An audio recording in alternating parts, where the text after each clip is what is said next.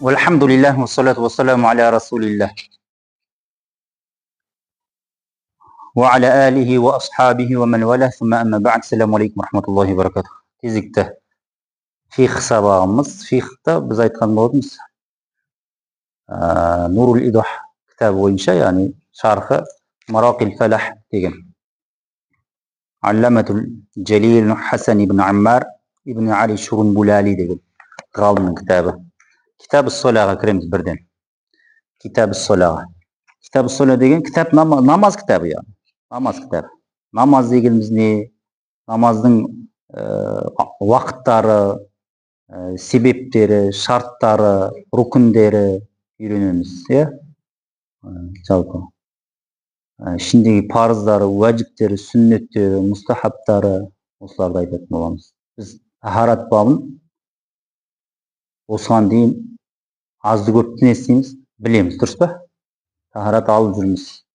Аллаға шүкір, Алла қабыл етсін құлшылық ғибадаттарымызды.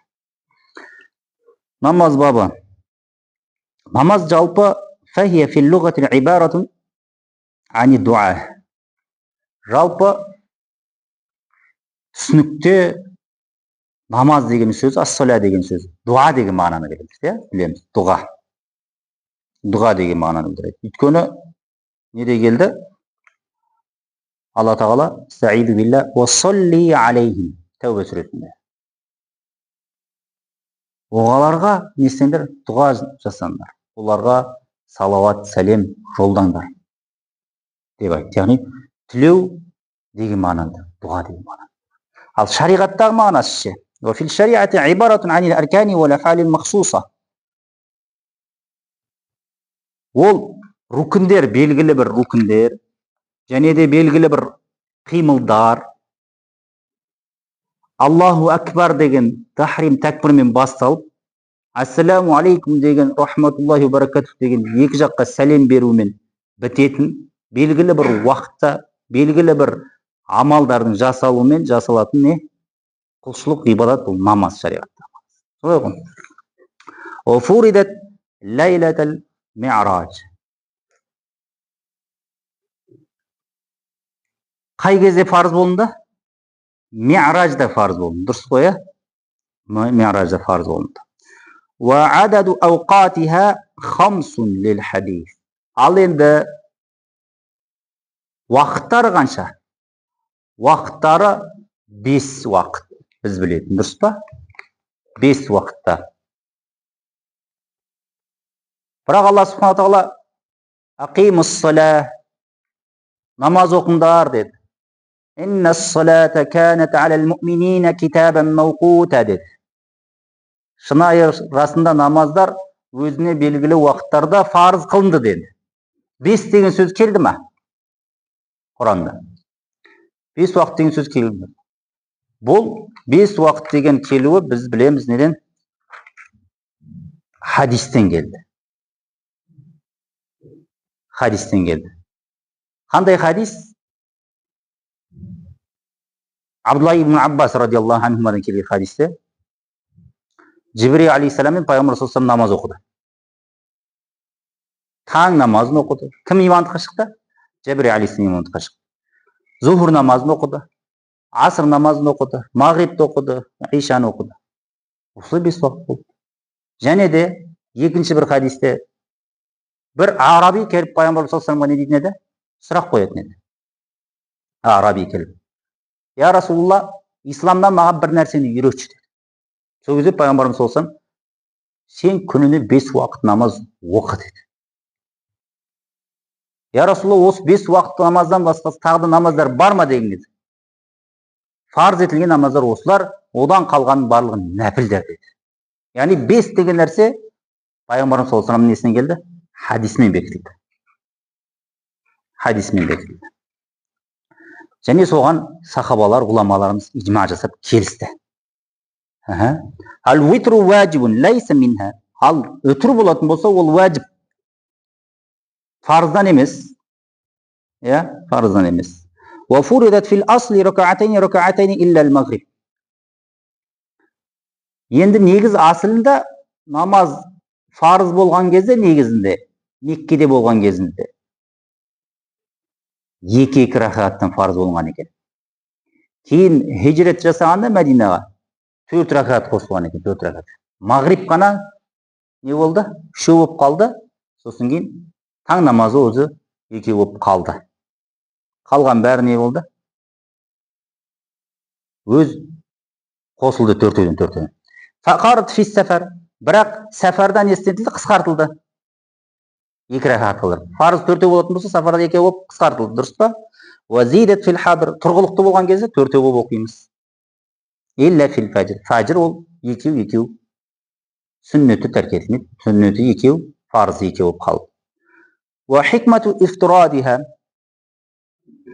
Ал енді оның фарз болуының даналығы неде? Хикметі неде? Жалпы бізге жүктелгеннің хикметі неде ол?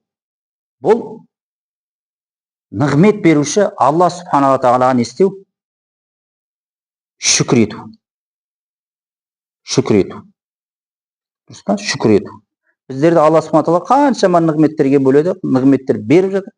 Сол нығметке не істеу? Шүкір ету және күнә кемшіліктеріміздің кешірілуі. Өйткені пайғамбарымыз саллаллаху алейхи ва саллям не деп еді? Арайтум лау анна нахрун бибаби ахадикум яхтасилу фихи кулли яумин хамсан. Сендер білесіңдер ме? Үйлерінің алдында бір өзен болып күні бойы 5 рет түсінетін болсаңдар, сол неге? Суға, өзенге. Хәл ябқа мин даранихи шайун. Сендердің кірлерінің, үстілерінде кірлерінен бір нәрсе қалады ма деп айтты емес қойыңыз. Қалула, сол кезде сахабалар не деді? Жоқ, әрине, қалмайды. Қала, фәзәлике мислу салаватил хамс. Сол сияқты 5 уақыт намазда сол сияқты деп айтқан еді. Ямхуллаху бихиннал хатая. Ол 5 уақыт намаз арқылы ықыласпен шынайлы қабыл болған намаздар негізінде адамның несін? Күнә кемшіліктерін, қателіктерін бәрін жояды деді. Ямхулла.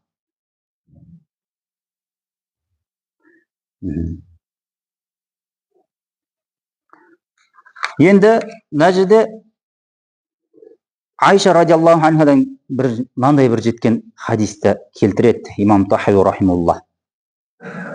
Адам алейхиссалам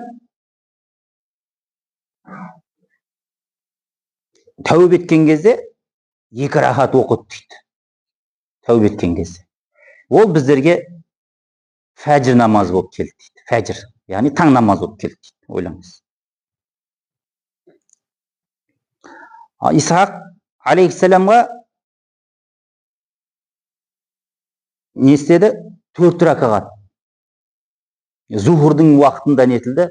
Фидия етілді Исхақ алейхиссаламға. Сосын ол 4 ракат бізге зухур болып бекітілді дейді. Узайр алейхиссалам білеміз. Не істеп еді? 1 ғасырдай ұйықтатылған еді. Алланың өзінің несі үшін? Құдіреттілігімен, күш құдірет иесі болған себепті. Мен өлілерді де тірілтемін ертең осылай деп 1 ғасыр ұйықтатса, 1 ғасырдан кейін оятқан еді Узайр алейхиссалам. Осы қай уақытта болды?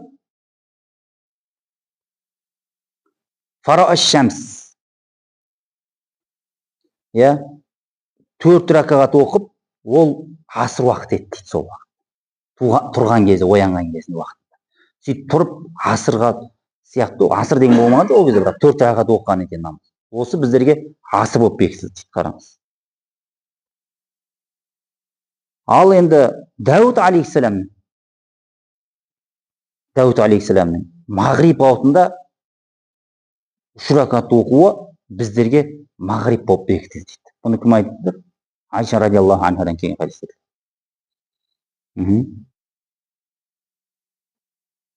Ол негізінде 4 ракат оқиын деп жатқан еді. 4-ші ракатқа келген кезде әлсіреп, әлі келмей қалып 3 ракат болып шаршаған себепті біздерге не болды? 3 ракат қалыптасып қалды деп айтқан еді. Ал Иша намазын ше? Иша намазының бірден бір енді бұл нелері қараған кезде Айша намазы несін айтып жатыр? Бір келтіріп жатыр даналықтан. Айша намазын ең алғаш оқыған пайғамбарымыз саллаллаху алейхи ва саллям дейді. Набиюна саллаллаху алейхи ва саллям.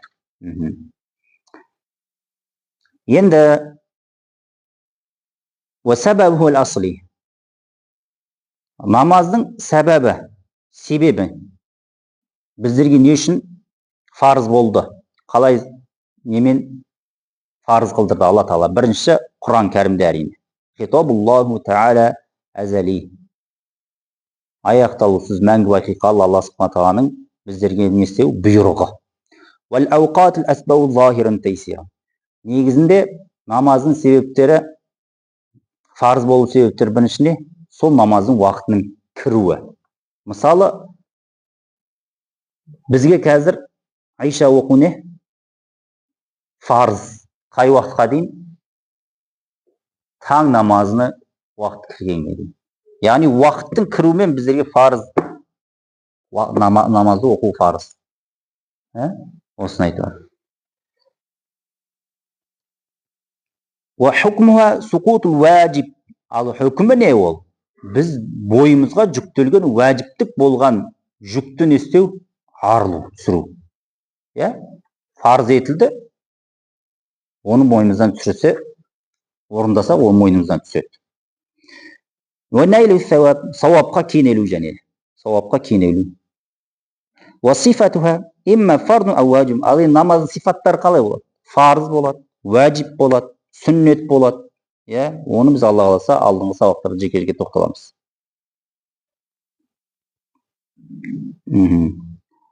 Енді жалпы адамға намаз фарыз болу үшін не нәрселер шарт? Мукаллаф адамға, жүктелген адамға не нәрселер шарт? Бірінші әрине не? Ислам, мұсылман болу керек, дұрыс па?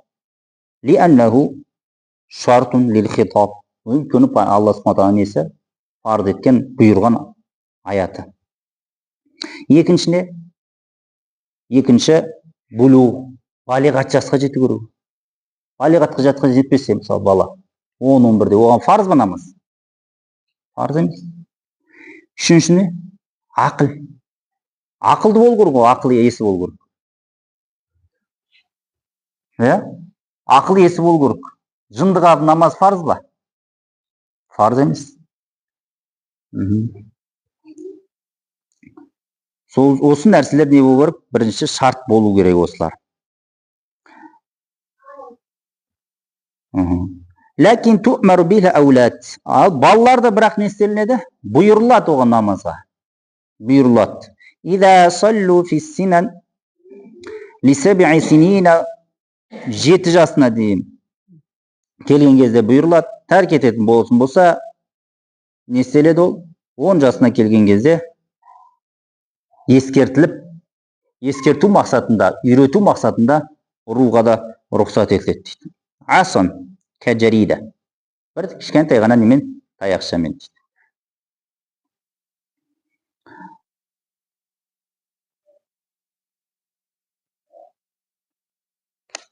Ұру керек екенде, бірақ не істемеу керек дейді. Бұл жерде тағы айтқан Шурумбул алейхи рахимахуллах. Бет жүзін көгертіп, жанағындай емес дейді. Кішкентай ғана 3 рет. Сәләсәй дарбатин ядихи, қолмен негізінде 3 рет. Қала саллаллаху алейхи вассалам, муру ауладакум биссалах. Пайғамбар саллаллаху алейхи вассалам айтты, балаларыңды намазға бұйырыңдар. Ли саб'i, 7 жасқа келген кезде. Вадрубухум алейха би ашри, 10-ға толған кезде тұрмайтын болса намазға, жайлап не істеңдер? Ескерту мақсатында, болған ұяру ескерту мақсатында не істеңдер? Жайлап ұрыңдар. Ва фариқу байнахум фил мабажа. Және де 10 жасқа толған кезде жайлап төсек орындарын өзгертіңдер деген хадис бар, білесіздер. Өзгертіп ажыратыңдар төсек орындарын деген. Енді намаздың себебі не дедік біз? Уақыт дедік. Уақыт кірді ма, бізге білді, уәжіп болады. Яфтадру фи'луха, жасауымыз, намазды өтеуіміз уже міндет болады. Би аувалил уақти вужубан муассаан. Алғашқы уақытта біз білеміз, кейінгі уақытқа дейін кең уақыт. Мына бірінші кірген уақыттан кейінгі намаздың уақытына дейін кең уақыт. Осы жерде біз не істеуіміз керек? Оны өтеп алуымыз керек. Фәлә хаража хатта ядиқа анил адай. Ол соңғы жана дейін бір шұғылдармен не істеп қалса, кешіктіріп қалса, оның ешқандай әбестігі жоқ. Ал әдейі кешіктіретін болатын болса, әдейі уақыты бар, әлі бізде неге мүмкіндік бар оқуға деп, ол үшін не істейді дейді? Күнәһар болады дейді, күнә жасаған болады дейді. Енді 5 уақыт намаздың жеке-жеке уақыттары айтатын болсақ, әл-уақту салати субх, таң намаздың уақыты мынадан мынаған дейін.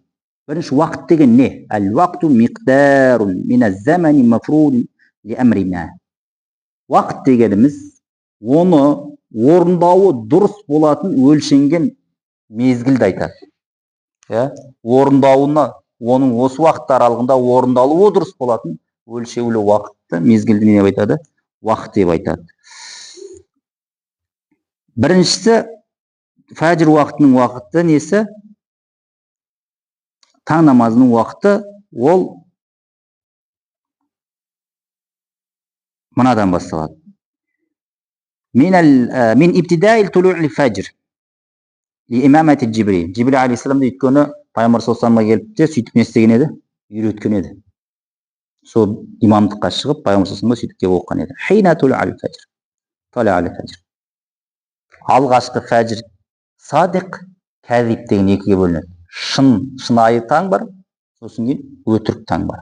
Бірінші кіретін не бар? Шынайы таң. Бірінші өтірік таң кіреді. Қай кезде?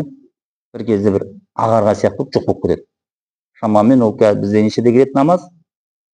5-те кіретін болса, ол 4 бір нәрсе 5-ке жақындап қалған кезде. Ағарған сияқты таң кірген сияқты шафақ болатын нәрсе. Ол өтірік таң.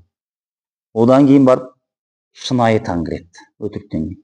Осы шынайы таң кірген кезде таң намазының уақыты кірген болып есептеледі. Ол өйткені бүйтіп жайылы. Ақшапақ бүйтіп. Көкжиекті бүйтіп. Ал өтірік таңдікі бір неге ғана былай шығады. Ағар. Түсіндің ме? Жоқ болып кетеді өтірік таң. Өйткені бұған үммет не істеді? Ижма жасады. Шына осы көкжиек бойы жайылған ақтың, міне осы шынайы таң намазы. Осы кезде уақытты кіріп оқылу керек деді. Пайғамбарымыз саллаллаху алейхи вассалам уақыту салатил фajri ма лам ятлу қарну шамсил әувал. Фәжр намазының уақыты, таң намазының уақыты не деді? Алғашқы күннің сәулесі не істемегенге дейін? Шықпағанға дейін деді. Түсіндірді ме? Алғашқы. Қанша минут болды? 20 минут жетеді. Уәсәниха уақыту салати зухр. Екіншісі не? Зухр намазының уақыты. Зухр намазы бізде 5 намаз. 5 намазы бірінші күн ортаға дәл төбемізге келген уақыттан ауады ғой былайынан. Сол ауған уақыттан асыр намазына дейін болады. Яғни бұл жерде дәл төбеге бізде не келмейді? Күн келмейді негізінде. Біз өйткені экватордың бір шамаға еміз, алыстамыз. Біздің зәуал шамамен уақыт, зухурдың уақытына қарай күнді қарайтын болсақ, көлеңкеміздің өзіміз сияқты болып тұрады. Байқадыңыздар ма? Демек, бізде екі көзқарас бар.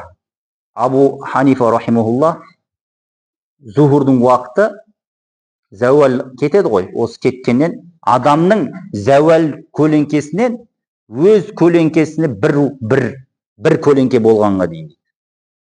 Бір зәуалдың көлеңкесінен бөлек өзінің көлеңкесі біреу болып кетті ма тағы да? Онда асыр уақыты келіп кетті. Имам Юсуф бен Мұхаммед рахимахулла айтады. Зәуал уақытынан бұрын, кейін басқа өзінің көлеңкесі 2 көлеңке неге дейін болғанға дейін. Түсіндіре алдым ба? Осы уақытқа дейін аср намазы, жаңағы захур намазын оқуға болады дейді.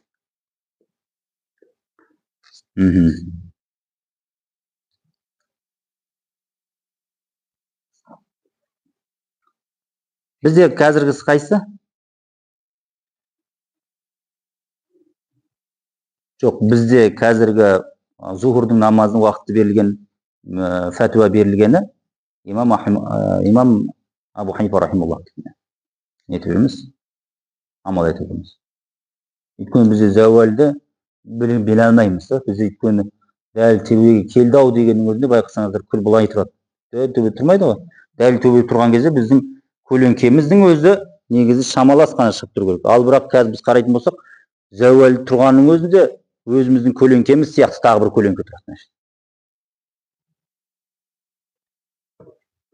Сондықтан солай неткен. Алла қаласа, онда ары қаратай келесі сабақтарымызда осы уақыт намаздың уақыттарына тоқталатын боламыз. Аср намазы, мағриб намазы, айша намазы. Сөйтіп ары қаратай не істейтін боламыз?